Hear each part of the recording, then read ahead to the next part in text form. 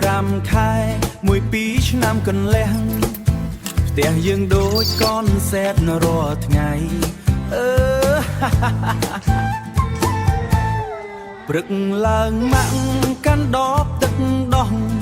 ប៉ាវិញរត់រកកន្ទបអត់ឃើញកូនតូចប្រាប់ខែយំអេមិនឈប់មួយទៀតរត់លាក់ស្បែកជើងប៉ាអូនឈ្មោះអីជំរាបសួរ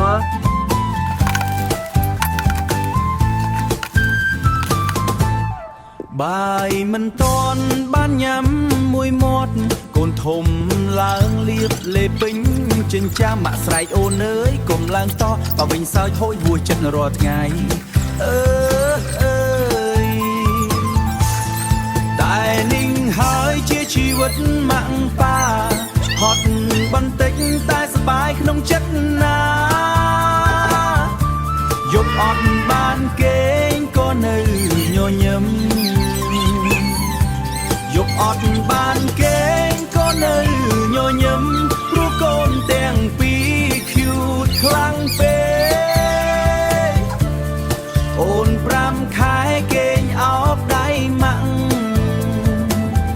អូន2 ឆ្នាំកន្លះចូលចិត្តជីខ្នងប៉ាផ្ទះតូចតែពោពេញសំណើច